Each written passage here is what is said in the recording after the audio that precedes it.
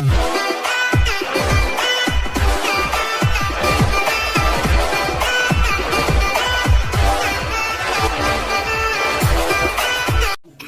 Everyone, इस drama के last part में वेलकम बैक। इसकी स्टार्टिंग सबसे पहले वैनराव की फ्रेंड हैन शांग से होती है, जो कि आज काफी अलग लग रही थी। वैनराव से कहती है कि तुम ठीक हो, तभी हैन शांग उसे बताती है कि उसका बॉयफ्रेंड है। यहाँ पर वैनराव को पता चलता है कि उसका बॉयफ्रेंड उससे एज में काफी छोटा है, इसीलिए वो हमेशा हैन शांग से चेंज होने के लिए बोलता है। यहाँ पर वैनराव उसे बहुत ही अच्छी सीख देती है और कहती है कि किसी के लिए भी, मतलब किसी के लिए भी हमें चेंज नहीं होना चाहिए। यहाँ पर हैन शांग उसकी बातों को इग्नोर करती है, बिकॉज उसे लगता है कि शायद वह डॉबी कुछ ज्यादा ही सुपरफिशियल हो रही है और उसे पता नहीं है कि उसका बॉयफ्रेंड किस तरह का है। और उसके बाद वैनराव काफी लेट घर पर आती है। यहाँ पर लियांग उसका वेट कर रहा होता है, बिकॉज उसे पता है कि वैनराव प्रेग्नेंट है, तो उसके लिए इतनी देर तक बाहर रहना, इतना काम करना उसकी हेल्थ के लिए ठीक नहीं है और उनके आने वाले बेबी के लिए भी नहीं। ये भी वैनराव उसे सॉरी बोलती है, पर यहाँ पे उसकी सॉरी तो एक्सेप्ट कर लेता है, पर गुस्सा से ज्यादा वरीड होता है और कहता है कि प्लीज मुझे आगे से डराना मत। तो वैनराव कहती है कि oh honey I am sorry, but Liang तो लियांग है, वो कभी भी वैनराव से ज्यादा देर तक गुस्सा रह ही नहीं सकता। उसके बाद वैनराव खुद का फैशन शो करने वाली थी, जिसमें अपने सारे मॉडल्स को प्रेजेंट करने वाली थी। अपनी इस ग्रैंड ओपनिंग के लिए उसे बहुत सारी तैयारियां करनी थी। ये ग्रैंड ओपनिंग उसके ब्रांड पॉलीमोडा के लिए बहुत ही ज्यादा इंपॉर्टेंट था और उसके फ्यूचर के लिए भी। इसके लिए उसे बहुत सारा काम करना था। यहाँ पर लियांग को पता था कि काफी एक्सॉस्टिंग होने वाला है और उसकी प्रेग्नेंट वाइफ इतना काम करेगी तो ये उनके बेबी के लिए और उसकी हेल्थ के लिए ठीक थोड़ी है। इसके बाद लियांग वैना को ख्याल रखने लगता है और उसके वेन्यू पर पहुंचकर ही उसका ख्याल रखना स्टार्ट कर देता है। यहाँ पर वैना उसकी केयर से परेशान हो रही होती है, बिकॉज इतनी केयर आखिर कौन करता है और ये उसे कहीं ना कहीं एक्सॉस्टिंग लगने लगता है। यहाँ पर लियांग उसके हर चीज में इंटरप्ट करता है और उसे ज्यादा काम ना करने के लिए बोलता है। तभी वैना उसे समझाती है कि ये उसका काम है, अगर वो ज्यादा काम नहीं करेगी तो आफ्टर ऑल किसी ना किसी चीज की कमी तो होगी एंड वो बॉस है, इसलिए उसका ज्यादा काम करना तो बनता है। बट लियांग उसका ख्याल रखना थोड़ी ना बंद करेगा, वैंडा कुछ भी कर ले। इसके बाद वो काफी सारे हेल्पर्स वैंडा के लिए हायर करता है। वैंडा उसे हेल्पफुल से ज्यादा अनोइंग समझ रही थी, बिकॉज हर चीज में किसी का इंटरप्शन उसे बिल्कुल ही पसंद नहीं है। यहाँ पे लियांग उसे सॉरी बोलता है और कहता है कि okay I am sorry, but please furious मत हो, ये तुम्हारी हेल्थ के लिए ठीक नहीं है। यहाँ पे वैंडा कहती है कि ओके बट तुम मुझे परेशान करना बंद करोगे तब तो ना। लियांग उसे क्लियर करता है कि ठीक है, मैं तो बिल्कुल परेशान नहीं करूंगा और इसके बाद तुम्हें जो करना है करो। आई नो डियर कि तुम्हारा जो फ्यूचर है वो तुम्हारे लिए ज्यादा इंपॉर्टेंट है, but please don't make me worry and अपना ख्याल रखना। ये भी वैनो समझ जाती है कि लियांग से ज्यादा अच्छा ख्याल उसका कोई नहीं रख सकता, बट हाँ ख्याल भी लिमिट में ही हो तो ही ठीक लगता है। यहाँ पर हम वैनशिंग और शू को देखते हैं, जो कि फाइनली ऑफिशियल डेटिंग करना स्टार्ट कर देते हैं और इसके बाद उनकी डेटिंग लाइफ काफी अच्छी तरीके से स्टार्ट हो जाती है। आफ्टर दैट पहली बार किस करते हैं और इसी के साथ इनकी ऑफिशियल डेटिंग स्टार्ट हो जाती है। यहाँ पर वैनशिंग अपना काफी अच्छा टाइम शू के साथ स्पेंड कर रही थी, बिकॉज फाइनली पहली बार अपनी डैड के पहुंच के बाहर थी और इस बार उसके पास कोई भी नहीं था जो कि उसे बताए कि उसे ये करना है, उसे वैनो से कम्पीट करना है और वगैरह वगैरह, जो भी करना चाहे कर सकती है। यहीं पर हम हैनशांग को देखते हैं, जो कि वैनो के फ्रेंड के साथ साथ उसकी बिजनेस पार्टनर भी है और उसका यंगर बॉयफ्रेंड उससे प्लीज करता है कि उसे दरअसल पॉलीमोडा की ग्रैंड ओपनिंग करनी है। यहाँ पर हैनशिंग उसे हाँ कर देती है, because she is totally blind in love.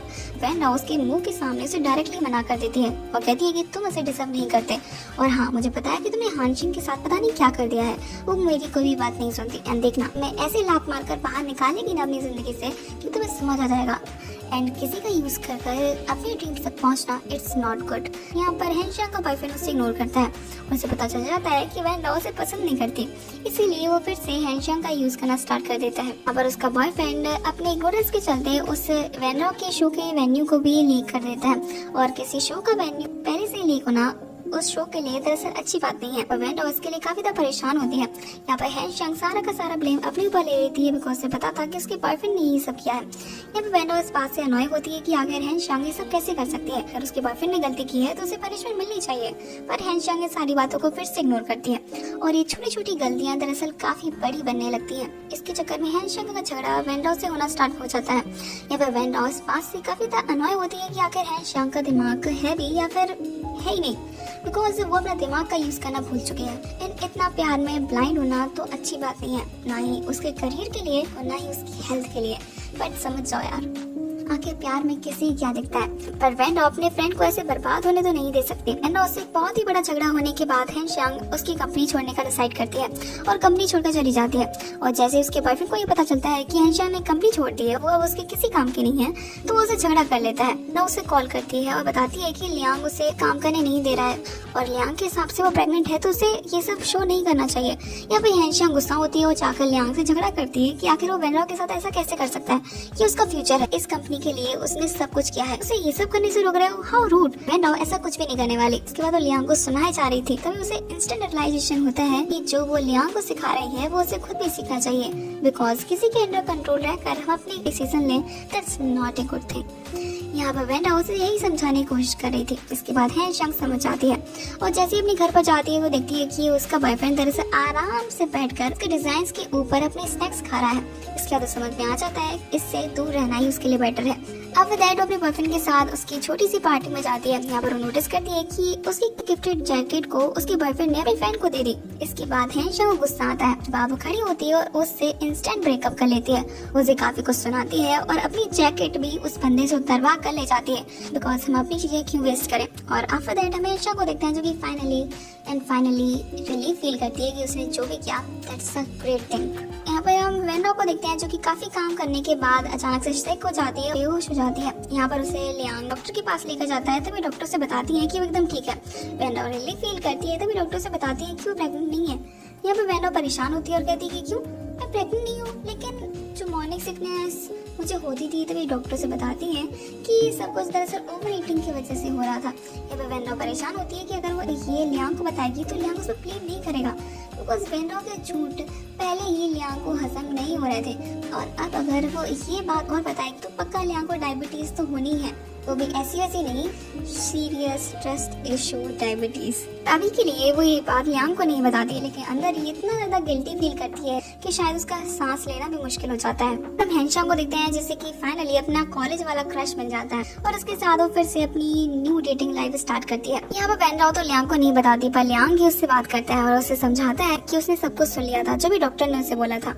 Liang उससे ही सॉरी बोलता है कि दरअसल इन दोनों की ही गलती थी, बिकॉज इन दोनों ने ही ज्यादा ध्यान नहीं दिया और ये सब चीजें मिसअंडरस्टैंडिंग थी और मिसअंडरस्टैंडिंग का हम कुछ भी नहीं कर सकते।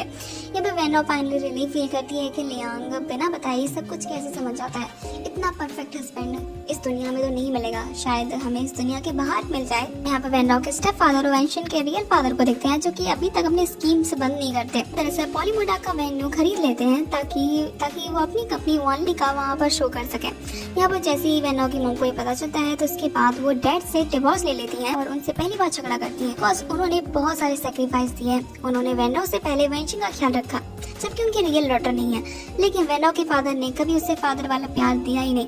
भले ही वेनराओ की मॉम वेंशन के साथ झूठा ही दिखावा करती थी, पर वो करती तो थी, पर वेनराओ के डैड ने ये भी नहीं किया।